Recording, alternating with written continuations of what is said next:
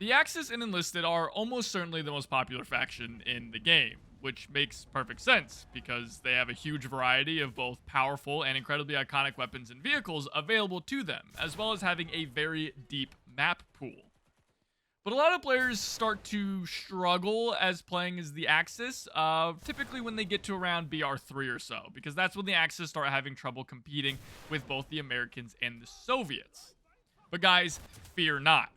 In this video, we're going to go through the absolute best setup for a BR3 Axis player to be able to put yourself in a position to hard carry and to top every single leaderboard in game.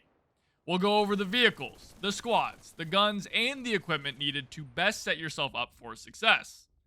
If you agree with my setup, remember to like the video. And if you think I missed something, then make sure to drop a comment discussing what you think is actually the most optimal setup for BR3 Axis. Let's jump into it.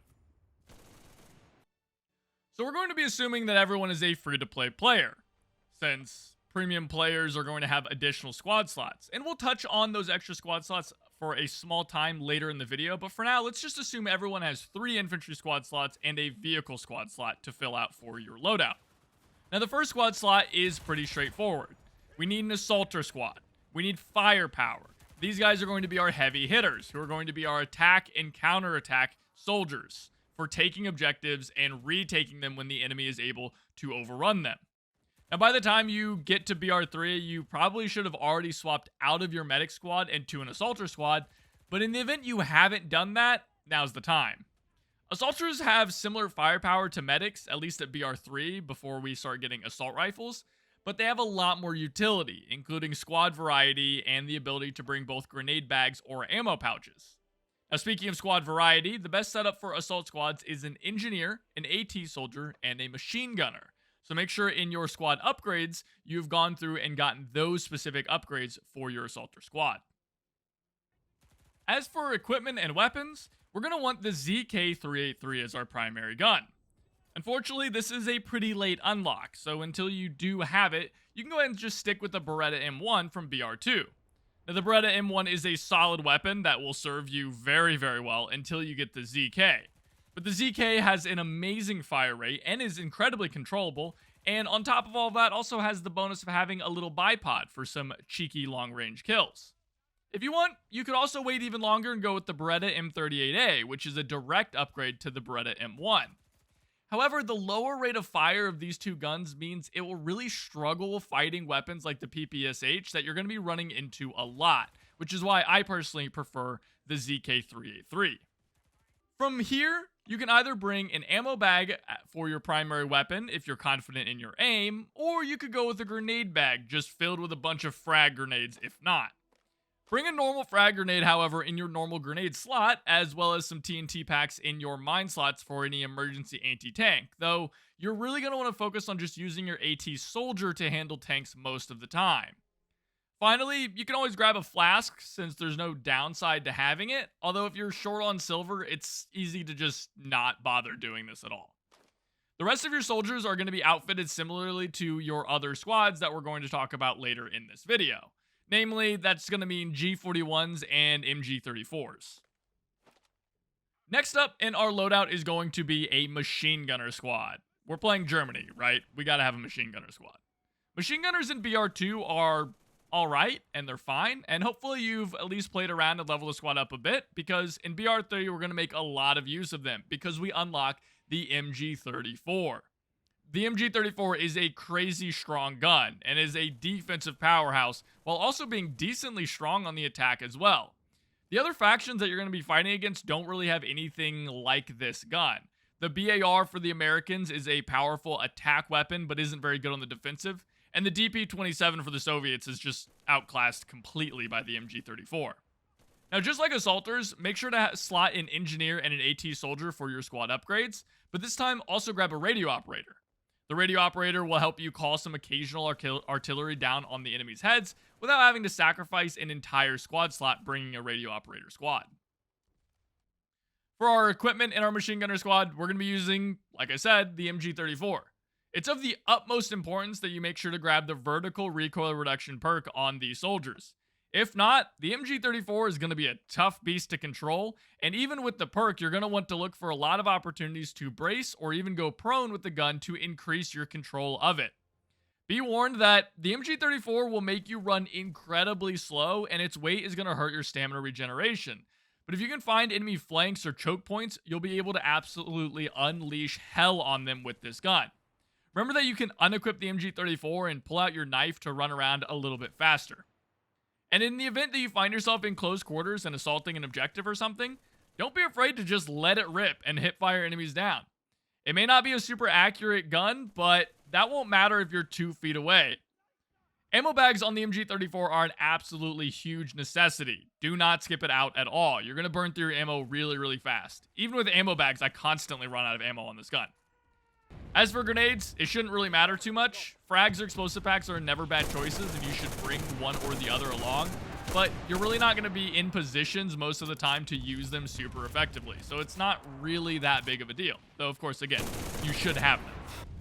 If you're feeling really cheeky, though, you can bring some Molotovs or Willy Pete grenades and try to do some funneling of enemies through specific areas for you to gun down with your machine guns. Although, oftentimes, this doesn't really work that well, but it is a fun challenge to do, I suppose. Our last infantry squad is, of course, an engineer squad. Engineers are the absolute foundations of Enlisted, and you should absolutely always have an engineer squad equipped in some way.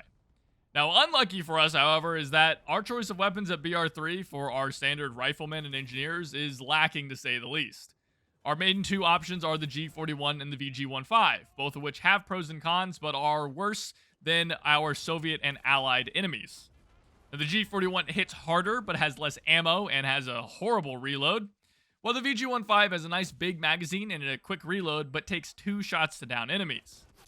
Now, overall, I much prefer the G41 simply for its one-tap potential and higher damage, but make sure you also upgrade the gun to ensure it actually has that one-shot potential, because otherwise you might as well just be using the VG15, because if you run into anyone with the Vitality perk, you're not going to be able to down them in just one shot. There's not really a whole lot to say about the Engineer Squad, because it should be set up almost identically to the previous 2 squads. Grab some frags, an AT soldier to handle AT duties, and ammo bags or grenade bags depending on how confident you are in your aim. The big use of engineers, guys, is getting a rally point down quickly, so once you've done that, get aggressive on the objective so you can cycle back to a stronger squad. And finally, we have our vehicle squad. Tanks are almost always the more effective option in Enlisted in general, and Germany especially has some very strong tanks. After all, Germany was kind of known for its tanks, historically speaking. Now, at this BR, you can go toe-to-toe with just about anything the Allies or the Soviets are going to be throwing at you, and that's going to continue going forward in the BRs. The best tank specifically for this BR is the Panzer IV-H, though that's going to be the late unlock all the way in Tier 4, so you're probably not going to get it for quite some time, and even once you do unlock it, you might be starting to flirt with BR4. Until then, you can just use earlier Panzer IV variants as you grind through the tank line. They're all more or less the same, although the Panzer IV-H is more armored and has a better turret rotation. The Panzer IV in general has a fantastic cannon that's going to just obliterate Shermans and T-34s without having to aim too much, and it's also armored enough to get a bounce or 2 with some clever movement and positioning. We're not quite at the sheer overpowered levels of a Panther or a Tiger or a King Tiger, God forbid, but nevertheless, the Panzer IV is a workhorse and can surely hold its own and dish out some serious damage to the enemy in the process. So don't be afraid to bring it out whenever you see a lot of enemies grouped up or on maps that really suit it. Now, for our premium players, you've got 2 extra squad slots that we can briefly touch on. For your extra infantry squad, I would recommend bringing in APC.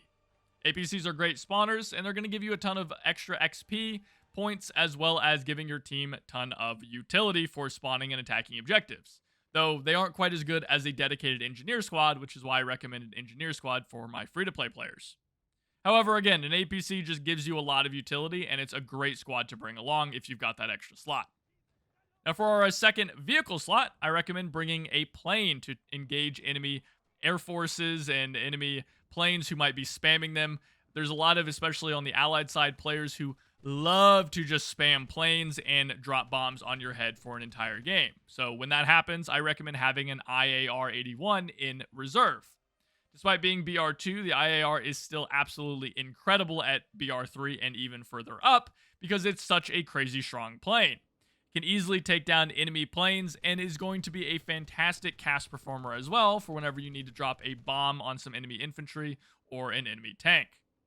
Germany isn't exactly known for its powerful air force, but the IAR won't hurt you to bring it along just in case you run into someone who is spamming planes and giving you an absolute headache.